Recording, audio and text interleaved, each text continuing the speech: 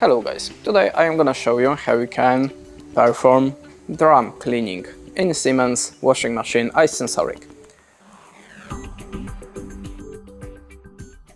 So if you want to perform the drum cleaning, you have to use your control knob and go to this function.